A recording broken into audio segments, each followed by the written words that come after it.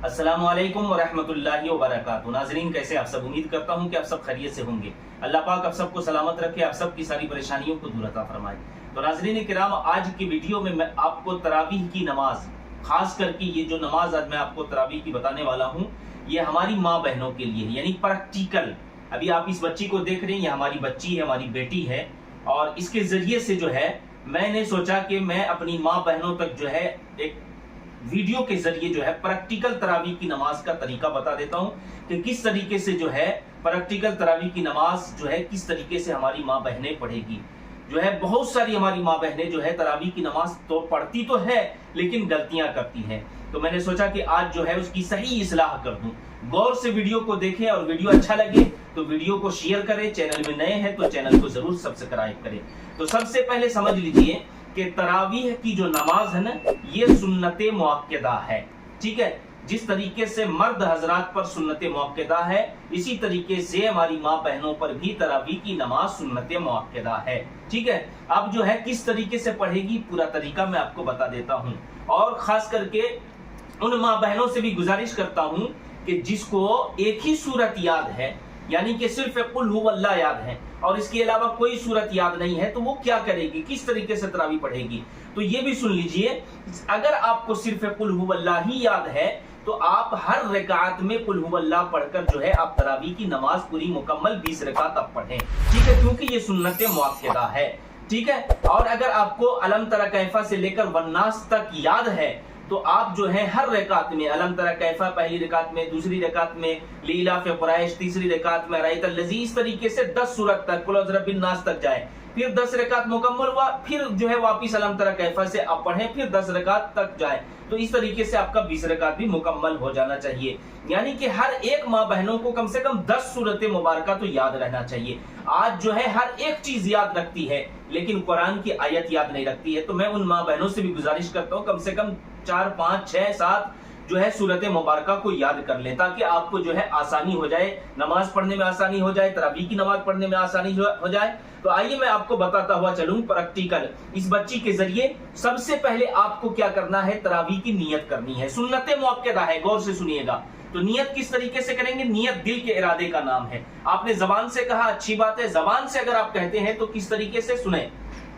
नियत की मैंने 2 रकात नमाज तरावीह की, सुन्नत रसूल की, वास्ते अल्लाह के, मुंह मेरा तरफ काबा शरीफ के, अल्लाहु अकबर। अब आप जो है ये देख लीजिए, बच्ची है, अब अल्लाहु अकबर जो आप बोलेंगे तो हमारी माँ बहनें गौर से सुने कि जब आप अल्लाहु अकबर बोलेंगे तो ये जो है हाथ आपका इस तरीके से जो है हथेली किबला की तरफ और कंधे तक आपको उठाना है। ठीक है, कंधे तक उठाना है, तो इस तरीके से जो है आपको कंधे तक उठाना है। और याद रखिए, ख्याल रखिए कि ये जो अभी स्कार्फ ये बच्ची पहन रखी है, तो आप लोग जो दुपट्टा पहनते होंगे ना, तो दुपट्टा के अंदर से इस तरीके से आपको हाथ उठाना है, याद रख लीजिए। ठीक है, लेकिन मैं आपको सिखाने के तौर पर बता रहा हूं कि इस तरीके से आपको इस तरीके से हाथ उठाना है। अल्लाहु अकबर कहते हुए आपको हाथ बांधना है। देखिए बांधने का तरीका, सीधा हाथ ऊपर रहेगा, उल्टा हाथ नीचे रहेगा और थोड़ा सा छाती के ऊपर इस तरीके से। ठीक है, आपने देख लिया। उसके बाद में जो है आपको क्या पढ़ना है, सना पढ़ना है। गौर से सुने, बच्ची खुद पढ़कर सना सुनाएगी। सना सुब्हानक अल्लाहुम्मा व बिहम्दिका व तबारक अस्मुका व तआला जद्दुका व ला इलाहा गैरुक। तो अभी आपने सना सुना, उसके बाद में क्या पढ़ेंगे, औज़ बिल्लाह पढ़ेंगे। पढ़ के सुनाइए। जी हाँ, औज़ बिल्लाह और औज़ बिल्लाह के बाद बिस्मिल्लाह पढ़ लिया।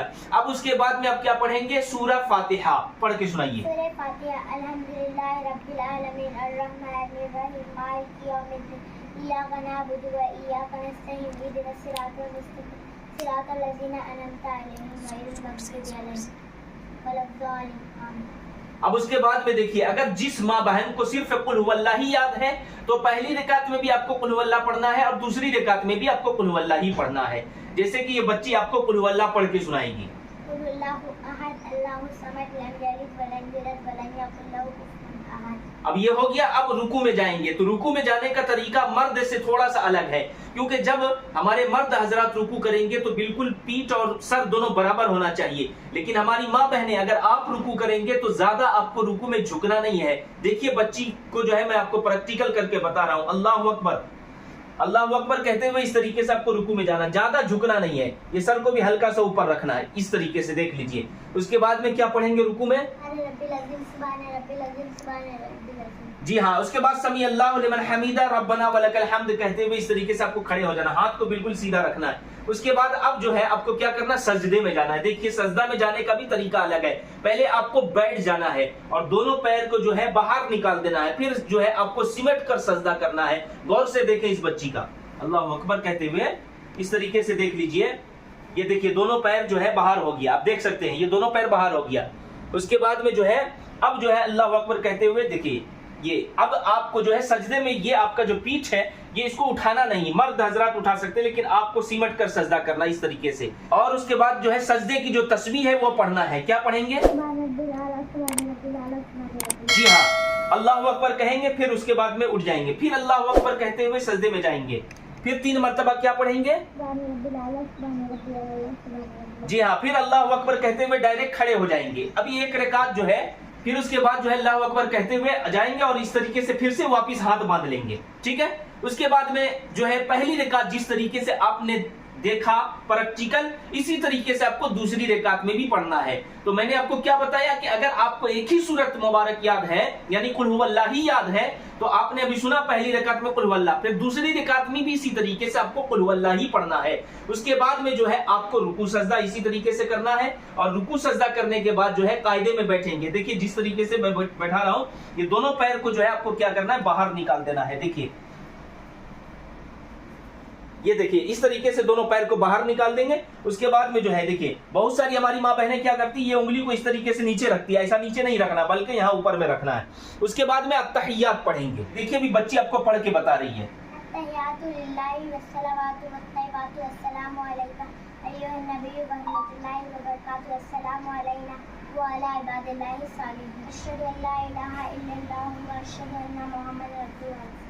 اب دیکھیے التحیات آپ نے سن لیا۔